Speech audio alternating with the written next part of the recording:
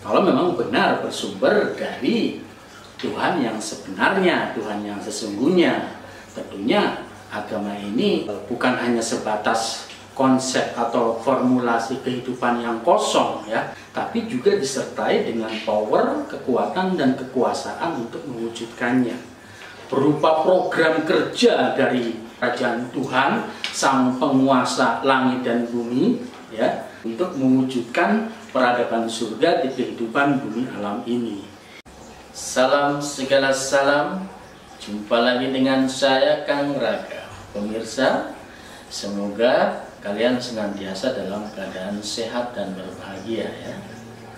Pada kesempatan kali ini saya ingin membahas beberapa kejanggalan agama ya, sebagai suatu ajaran kebenaran yang sejati. Agama apa saja yang ada di muka bumi ini ya?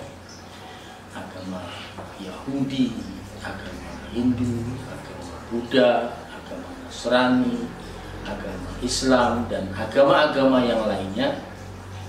Saya merasa banyak sekali ya kejanggalan-kejanggalannya ya, kalau disebut sebagai suatu ajaran kebenaran yang sejati, yang betul-betul datangnya itu dari Sang Pencipta, Sang Penguasa, Sang Pemilik kehidupan bumi alam semesta jagat raya ini ya.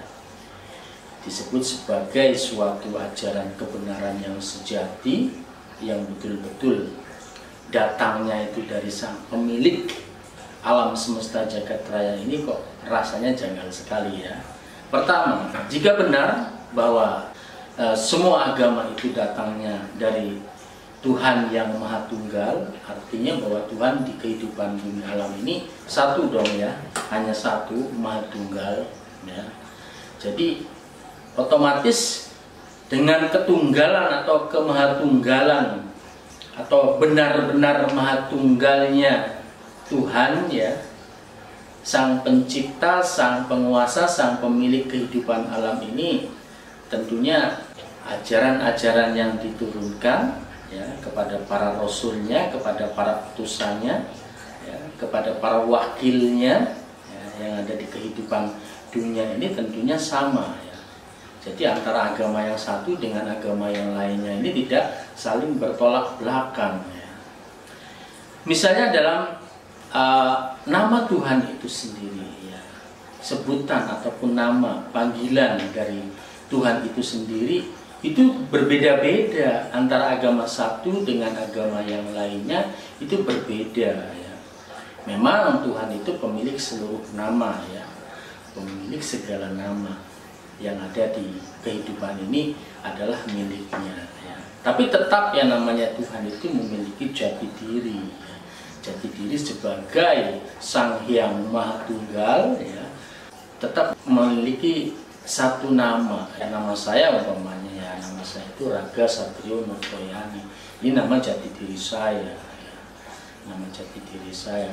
Begitupun dengan nama jati diri Tuhan yang Maha Esa pun tentunya tunggal ya, ada nama jati dirinya. Nah, sementara nama-nama yang ada di setiap ajaran agama ini berbeda-beda ya, sebutannya ataupun panggilannya atau nama jati dirinya ini berbeda-beda. Agama satu menyebutnya sebagai A umpamanya, agama yang lainnya menyebutnya B, yang lainnya menyebutnya C, yang lainnya menyebutnya D, dan lain-lain ya, berbeda-beda dalam penyebutan jati diri, di mana masing-masing agama ini kekeh ya, satu keyakinan yang kuat bahwa yang disebut ya sebagai Tuhannya ya, yang diyakini nama dari Tuhannya itu adalah itu ya. Sehingga perbedaan nama Tuhan ini seringkali menjadi pemicu perselisihan, bahkan pertengkaran ya, bahkan permusuhan ya antar umat beragama ini ya, antara agama yang satu dengan agama yang lain, dan berselisih, bersiteru ya, bermusuhan ya. Bahkan terjadi peperangan hanya soal nama atau penyebutan dari Tuhan itu sendiri ya. Ini satu ya, tentang nama dari jati diri ya. Wujud dari jati diri Tuhan ya, walaupun mungkin hanya berupa gambar ataupun berupa patung ya, ini wujudnya berbeda-beda antara Tuhan agama yang satu dengan agama yang lainnya, ini berbeda ya. Artinya ada wujud jati diri Tuhan ya, walaupun hanya berupa gambar mungkin, atau hanya berupa lukisan ya, atau hanya berupa ukiran dalam bentuk patung ya umpamanya ya. Ini wujud jati dirinya berbeda-beda ya.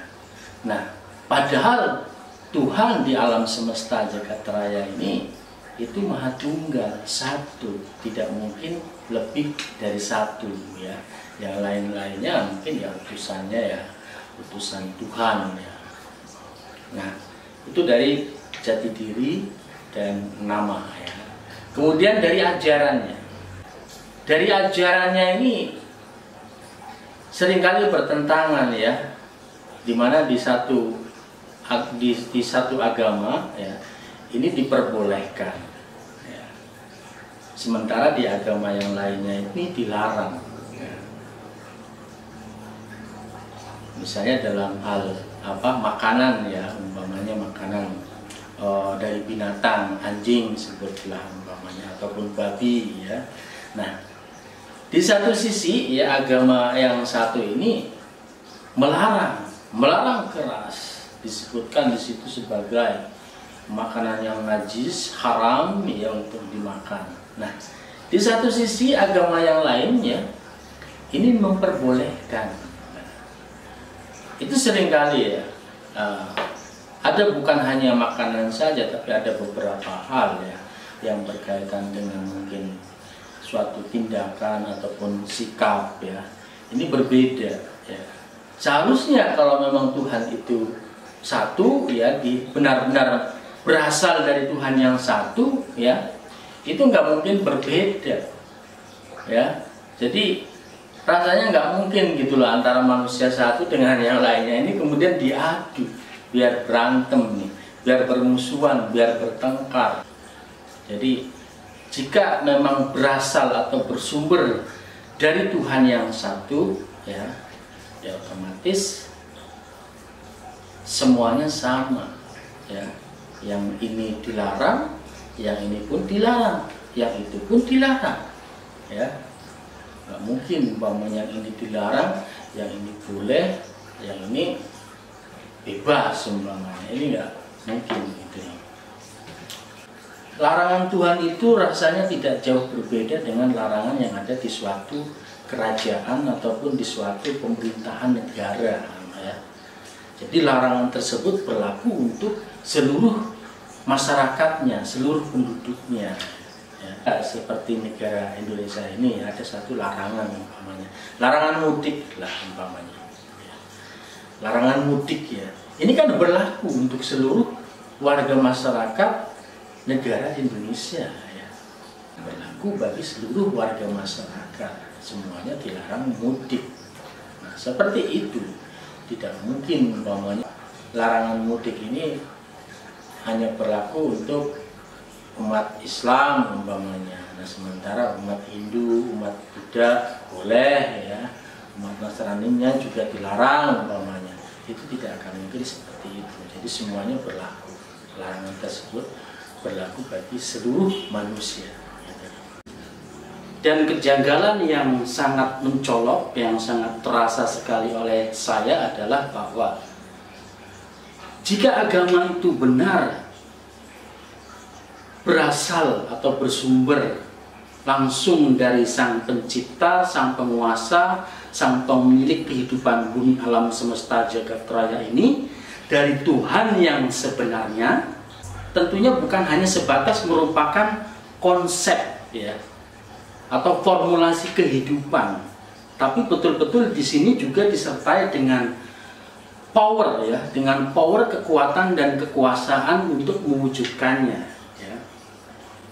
Kalau memang benar bersumber dari Tuhan yang sebenarnya, Tuhan yang sesungguhnya, tentunya agama ini bukan hanya sebatas konsep atau formulasi kehidupan yang kosong ya, tanpa kekuatan apa-apa, tanpa power apa-apa, tapi juga disertai dengan power, kekuatan, dan kekuasaan untuk mewujudkannya.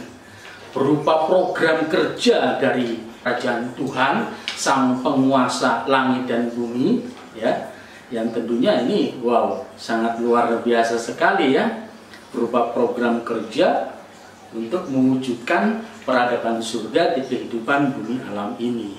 Sehingga otomatis karena power, kekuatan, dan kekuasaannya itu langsung dari Tuhan yang maha segalanya, yang maha luar biasa istimewa di kehidupan alam semesta jagat raya ini, tentunya program-program kerjanya pun tidak akan pernah mengalami gagal ya. Dan tepat waktu ya, waktunya pun tidak lama ya. Tidak seperti visi misi agama ya, yang berjalan sekian lama ya, dalam kurun waktu ribuan tahun ya, seperti dari visi misi agama Yahudi ini sudah berjalan lebih dari 5.000 tahun ya. Visi misi agama Hindu dan Buddha lebih dari 2.500 tahun. Visi misi agama Nasrani lebih dari 2.000 tahun. Visi misi agama Islam ya, ini sudah berjalan sekitar 1.500 tahun, tapi sampai dengan detik ini, saat ini belum terwujud. Bahkan kehidupan masyarakat ya, kehidupan dunia ini semakin carut marut ya, semakin terpuruk dengan keterpurukan yang multidimensi kehidupan. Bahkan eksistensi jati diri manusia ini diambang batas kepunahan ya, diambang batas kepunahan, diambang batas kehancuran ya, karena hanya oleh makhluk terkecil bernama virus manusia itu sudah kalang kabut ya. Masyarakat bumi ya, manusia di seluruh bumi ini, di seluruh dunia ini kalang kabut ya. Seperti apa coba, ini sungguh sangat mengerikan sekali ya. Sebetulnya masih banyak sekali ya kejanggalan-kejanggalan yang ingin saya sampaikan, tapi pada kesempatan kali ini mungkin hanya itu dulu yang bisa kami sampaikan. Lain waktu kita sambung kembali ya. Sampai di sini dulu rekan-rekan pemirsa ya, lain waktu kita sambung kembali. Salam segala salam.